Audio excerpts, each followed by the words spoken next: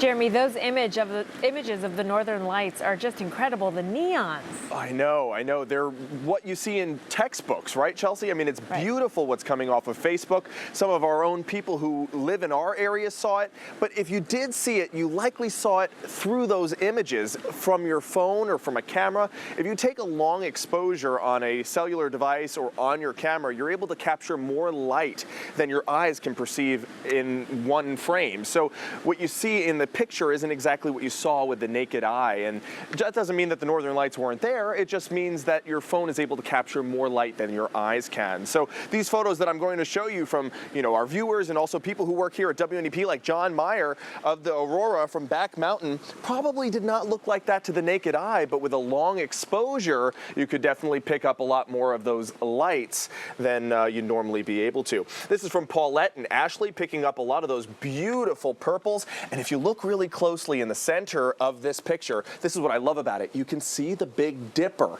in this photograph. Just an awesome photo. Thank you for sending this in, Paulette from Luzerne County. This one is from Marianne in Music, and I love these streamers of the northern lights coming in. It's just a gorgeous sight, and thank you for sending in these photos so that we can share them with the rest of the viewers who didn't get a chance to see it or didn't take photos with the long exposure camera. I wanted to give you details on if you could see it again. You probably would be able to tonight if we didn't have that cloud cover. We are looking at this K-index scale that is pretty much correlating to the distance in which it goes south. So the distance that you can see it towards the south, a K9 is what we had yesterday. A K-index of 8, 9 is also what we have today.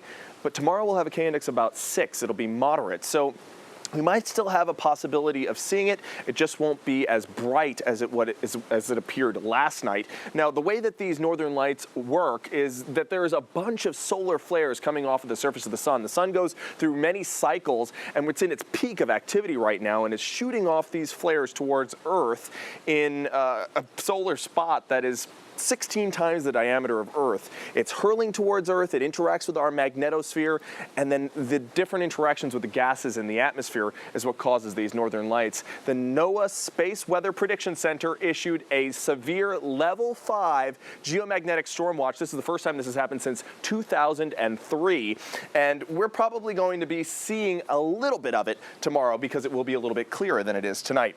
Here are your current looks at Williamsport and what it looks like from our rooftop camera. Some raindrops there on the lens, indicating that we still have overcast skies, so we're not going to be able to see any of that beautiful northern light activity that's occurring right outside of those clouds. Current temperature right now, 53 degrees. High was 62 today.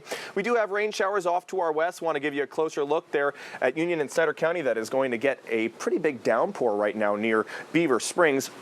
We're going to be dealing with on and off showers, and I want to time out this line by Williamsport probably at around 11, Bloomsburg seeing it by 11:38, Scranton by 1, and Philadelphia by 1:25. Temperatures right now in the 40s and 50s, a little warmer than we were 24 hours ago, anywhere from 1 to 6 degrees. Topped out in the upper mid-60s to upper 50s, so a little warmer than yesterday. Average for this time of year, 62 degrees. We had a high of 71 normally, so about 9 degrees below the average. We'll continue to see on and off shower activity, I'd say until around 4 or 5 in the afternoon tomorrow. Then we might see some breaks of clouds in central Pennsylvania. By the time we get to sunset, we could have completely clear skies. So Mother's Day is not a complete washout. I think we'll see an additional 1/4 inch of rain. And this is the graphic I had hinted at earlier. Happy Mother's Day to all of our mothers out there, including my mom, Chelsea's mom. We are so grateful to have you in our lives, and I hope you have a wonderful day tomorrow. 57 degrees will be your high for your Mother's Day. Temperatures pop back up into the 70s for next week.